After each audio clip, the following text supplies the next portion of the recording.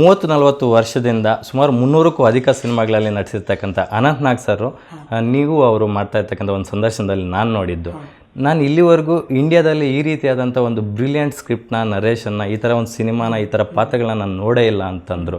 ಅಂಥವರು ಅಂತಹ ಒಂದು ಬಿಗ್ ಕಾಂಪ್ಲಿಮೆಂಟ್ ಕೊಟ್ಟಿದ್ದಾರೆ ಅಂದಮೇಲೆ ಅಫ್ಕೋರ್ಸ್ ನನಗೂ ಒಂದು ಕುತೂಹಲ ಇತ್ತು ಆ ಸಿನಿಮಾದಲ್ಲಿ ಅಂಥದ್ದೇನಿದೆ ಅಂತ. ನಾನು ಫಸ್ಟ್ ಶೋ ನೋಡಿದಾಗ ನನಗೆ ಅನ್ನಿಸ್ತು, ಎಸ್, ಅನಂತ್ ನಾಗ್ ಸರ್ ಆ ಮಾತು ಏನು ಕೇಳಿದ್ರು ಅಂತಕ್ಕಂಥದ್ದು ತುಂಬ ಸ್ಪಷ್ಟವಾಗಿ ಸಿನಿಮಾದಲ್ಲಿ ಪ್ರತಿಯೊಂದು ಫ್ರೇಮ್ನಲ್ಲೂ ಎದ್ದು ಕಾಣುತ್ತೆ.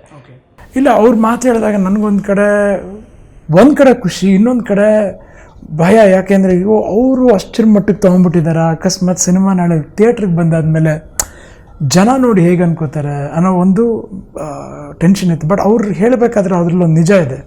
ಏನಂದರೆ ಅವರೊಬ್ಬರು ಕಲಾವಿದರಾಗಿ ಒಬ್ಬ ಡೈರೆಕ್ಟರ್ ಅವ್ರಿಗೆ ಕತೆ ಹೋಗಿ ನರೇಟ್ ಮಾಡಿದಾಗ ಅದನ್ನು ಅಷ್ಟರ ಮಟ್ಟಕ್ಕೆ ಅವರು ಅದನ್ನು ಅಳವಡಿಸ್ಕೊಂಡಿದ್ದಾರೆ ಅಂದರೆ ಒಬ್ಬ ನಟನಾಗಿ ಒಂದು ಸಿನಿಮಾ ಮೇಲೆ ಅವ್ರಿಗೆ ಎಷ್ಟು ಪ್ರೀತಿ ಇದೆ ಅನ್ನೋದು ಅಲ್ಲಿ ಗೊತ್ತಾಗುತ್ತೆ.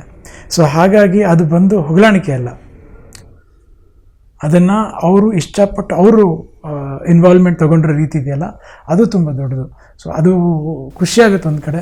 ಇನ್ಫ್ಯಾಕ್ಟ್ ಅದು ಬಂದಮೇಲೆ, ಆಚೆ ಕಡೆ ಬಂದಮೇಲೆ ಈಗ ಹೋಗಿ ಜನ ಅದ್ರ ಬಗ್ಗೆ ಒಂದು ಮಟ್ಟಕ್ಕೆ ಪ್ರತಿಕ್ರಿಯೆ ಕೊಟ್ಟರೆ ನಮ್ಗೆ ಖುಷಿ ಆಗುತ್ತೆ. And it's a honest opinion ಅಂತ feel really happy. Kavaludaari cinema title ಒಂದೇ ವಿಭಿನ್ನ ಅಂತ ಅಂದ್ಕೊಂಡಿದ್ರು. ಅಫ್ಕೋರ್ಸ್ ಅದರಲ್ಲಿ ಆರ್ಟಿಸ್ಟ್ಗಳಿರ್ಬೋದು, ಟೆಕ್ನಿಷಿಯನ್ಸ್ ಇರ್ಬೋದು, ಎಲ್ಲ ಒಂದು ಫೀಲ್ಡ್ಗಳಲ್ಲೂ ಸಿನಿಮಾ ಸಿಕ್ಕಾಪಟ್ಟೆ ಸ್ಟ್ರಾಂಗ್ ಇದೆ ಅಂತಕ್ಕಂಥದ್ದು ಪ್ರೂವ್ ಮಾಡಿದೆ ಈಗಾಗಲೇ.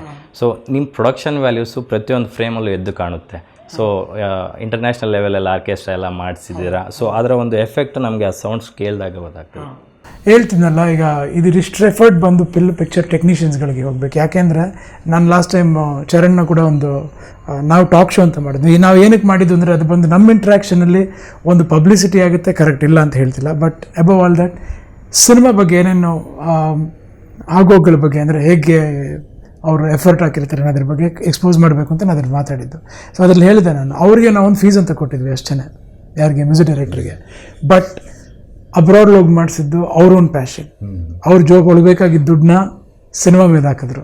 ಈಗ ಫಾರ್ ಎಕ್ಸಾಂಪಲ್ ರಿಷಿ ಬಗ್ಗೆ ಹೇಳಬೇಕು ಅಂದರೆ, ರಿಷಿಗೆ ಫಸ್ಟ್ ಪಿಕ್ಚರ್ ಹಿಟ್ ಆದಾಗಲೇ 4-5 ಸಿನಿಮಾಗಳು ಸೈನ್ ಮಾಡ್ಬೋದಾಗಿದ್ದು ಬ್ಲೈಂಡಾಗಿ ಮಾಡಿದೆ. He also waited and chose, ಅಂದರೆ ಒಳ್ಳೆ ಸಿನಿಮಾಗಳು ಮಾಡಬೇಕು. Same way it's with Hemant also.